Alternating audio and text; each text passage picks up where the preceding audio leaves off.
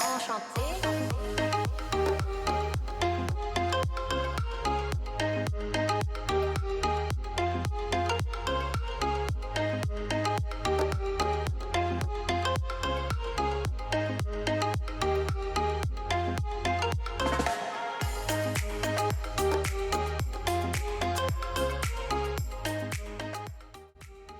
Hey, my name is Josh, and I've been in Korea for about a week now. And I want to document this process for those people who are thinking about coming to Korea soon or maybe sometime in the future, especially with the new exemptions that the current government has laid out for quarantining and whatnot. I will be talking about what I did beforehand, what I did before I left the country, during, meaning what I did and what I had to do during my time at the Incheon airport in Korea, and the after.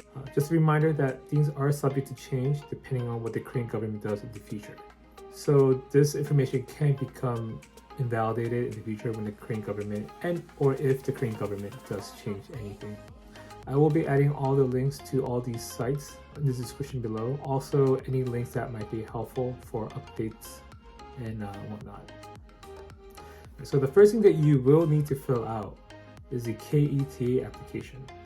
Now, if you have a visa to get into the country, you don't need to fill out the K-ETA because the visa will allow you to get in. If you don't have one, you will need to fill out this application in order to get in. Just a side note that this K-ETA only allows you to stay in the country for 90 days. So if you plan on staying longer than that, then you will need a visa and you have to go through other means. Now, in order to fill this out, you will need 4 things. You will need a passport, a photo, or a passport photo, or you need to take one yourself, a Korean address, and a Korean phone number. The passport is very straightforward. You just fill the information out depending on what the form says and where it needs it. Same with the photo. It will need to be a certain format and size, so keep that in mind. 2 main things that you will need is the address and phone number. It's not that difficult, but it is the hardest part of this application. With the address, you need a Korean address of where you're staying. If you're staying with family, ask your family members what the address is. That'll work. If you're staying at an Airbnb, for example, you will need to get the correct address for that because the Airbnb might have an incorrect address. Same with Google Maps. The Google Maps might give you an incorrect address, so you may have to ask your Airbnb host. That's something I had to do. Maybe you might not have to do it. Your mileage may vary, so just keep that in mind. And you also need a Korean phone number. The Korean phone number is there for them to verify that you are going into the country, that you are who you say you are, and that you are actually supposed to be there. So in the past, what they used to do is they used to call that contact person at the airport to verify that you are who you are and that you're supposed to be there. But when I went to the airport, they didn't call anybody. And I think it's because of the whole Q code and the exemptions that the Korean government has laid out. So it's a lot easier process now. Now, of course, they may call that person. Maybe I'll just one-off. I'm not entirely sure what your experience may be, but just keep that in mind. One thing to note for this is the address section. You can't just copy and paste the address. You will have to look it up on their list that they provide. So you will need a zip code. And when you punch in that zip code for the address, it will bring up a list of all these addresses and you have to find the correct one from there. So I had a little difficulty with that, mainly because I said this earlier, Airbnb and Google Maps now give me the correct address. They gave me an, Americanized version of the address, and I needed more of a Korean version. So just keep that in mind because that may happen to you also. The next thing you need to fill out is the Q code. So a lot of people think that the Korean government got rid of quarantining. That is not true. The 7-day quarantining, as of today, still exists. And that may change later on in the future if the Korean government says you don't need this anymore. But just letting you know that it still does exist, and if you can't prove that you are vaccinated and that you are negative, you will have to quarantine. But in light of that, that got replaced with the Q code and taking a bunch of PCR tests, which I'll talk about later on. You will need to repeat a lot of information that you put in the K-ETA in the Q code. So just keep that in mind. So you will need 5 things to fill out the Q code. One is your passport again. Also the address and the phone number that you put in the K-ETA. You will need your flight information. You will need your vaccination information. And you will need your PCR test before you get on the flight. So the Q code application is very simple to fill out. It's very straightforward like the K-ETA, but there are some things that you do need in order to complete filling it out, like your flight information. If you have not bought a ticket yet, you can't finish this. Also your PCR test, and if you're not fully vaccinated. If you're not fully vaccinated, you can't complete the Q code at all. So you will most likely have to be quarantined when you arrive in Korea. Just keep that in mind. In terms of the vaccination, you will need to be fully vaxxed, meaning you will need to have 2 shots, Moderna, Pfizer, or whatever it is, and the booster. If you had J&J, it would be the J&J and the booster shot. Now, I am speaking mainly of the US because that's where I'm from. If you're from a different country, I can't help you because I don't know. You will have to look at their site and they will provide which vaccines are who approved. Now let's talk about the PCR tests. There's a bunch of tests that you have to do. There are 3 things: 1 before, 1 after, as in when you arrive at the airport, and 1 a week after. So the PCR test that you have to do before you get on the flight is still the same as previous times. So you will need to take and be tested negative 48 hours before you get on your flight to Korea. Meaning that if you have multiple stops, the last flight that you get on to get to Korea has to be within that 48 window mark. I will put a link in the description detailing all the stuff that you need to do and what all the lingo is for this. Now, when you arrive in Korea, they require you to take another PCR test on the day of or the day after. You will be able to take a test at the airport because they have a site there, but you will have to pay money for that.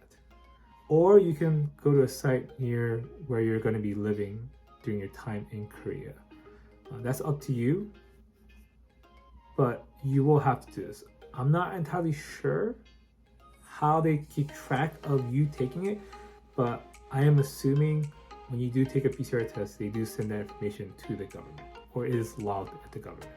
Just letting you know, if you don't do this, you will get fined. Now, when you arrive in Korea, you will be required to take a PCR test that day or the day after. It will really depend on when you arrive and what time you arrive. But you can either take a test at the airport because they have a site there, or you can take one wherever you're going to be living. That's completely up to you if you want to find some place to take the PCR test or if you just want to get to the airport. Just a reminder that if you do take one at the airport, it is gonna cost you, I think it cost me about 8만 won, so around 80,000 won, which roughly translates to $60-ish for US dollars. You will have to wait in line, fill information out. You will need a Korean phone number.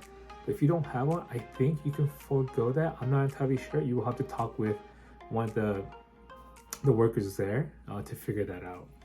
But I think you don't need a phone number because they do also ask for your email, and the results will be sent to both the email and phone number. So I'm assuming you don't need a phone number. I think they just put that in there just in case.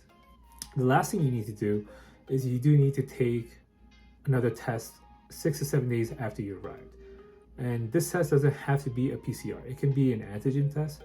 And they give you documents for all this at the airport and when you arrive. But it does say that you can take a self-test, meaning that if you buy a self-kit from one of the pharmacies here, you can just easily just test it yourself. And if you're negative, you're good to go. If you're positive, then you do have to go to like a hospital or a site to take an actual PCR test and to make sure that you are not positive and that you don't have COVID. So what I did to get the in-home test kit was I went to a pharmacy, and you can go to any local pharmacy and they should all have this. Let's see, it looks like this. And it has 2 test kits in there. So if you do mess up once, you can do it again with the other one. All the instructions are in Korean, but it's very simple. There are pictures to go along with those instructions, so just follow them. That's what I did.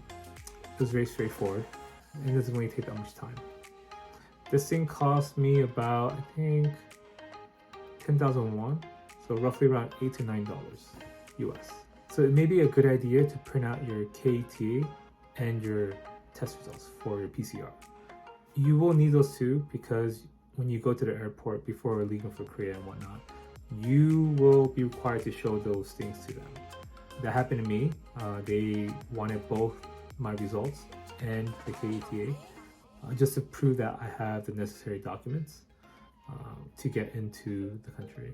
Now your mileage may vary, but at the airport they did require me to fill this out. This is the faculty quarantine consent form. Now this form is for quarantining in Korea, but I had the Q code, so I knew I didn't need to, but they still told me I needed to fill this out, so I did. You may be required to fill this out, but you will not have to quarantine because I didn't have to quarantine. So when you arrive, there will be directions for where to go for arrival. So this section is where people were just hanging out and filling out the Q code because they didn't do it before arriving in Korea. So if you didn't do it, this is where you will have to fill out the information. If you did, just go past this onto the next stop. Once you get to the next stop, just show them your QR code that gets printed out after you finish the Q code, and then they'll just let you through. And what happens is you just get into a line for the next station. I don't know what the station is called, but it's a station where you just show your QR code for the Q code and other documents that they need, and then you're good to go. So the next stop is the final stop where you give the rest of your documents. Just give them whatever they need, and after that, you can go get your checked-in bag if you checked in one. And right before you leave the airport, you're required to give the traveler's declaration form, and then you're good to go. You're in Korea. Hi, this is me from the future.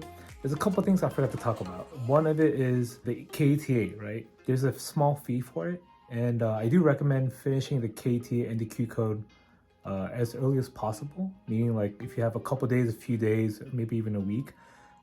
For the Q code, you have to finish it when you get your PCR test results. But for the K-ETA, you can finish that quicker. There is also a small fee for that. So it's like, I think it was like roughly $10 or less for US, of course. For other countries, I don't know. Another thing that I forgot to talk about was forms that you get for when you're flying into Korea. So there are 4 forms. One of them is a declaration form, but that one's just pretty much saying like what you're bringing in, if you're bringing anything. Another form is the arrival card right here. This one just states why you are arriving to Korea and why you're going there. So those two forms you do have to fill out. You will get another 2 forms, which is called the travel record declaration and the health declaration form. Those 2 things you don't have to fill out if you finish filling out the Q code. So if you got a QR code from filling out the Q code, those 2 forms are not required for you to finish and do. So if you did your Q code, you're good to go. It makes things a lot easier and a lot smoother. So yeah, hope that helps. Peace.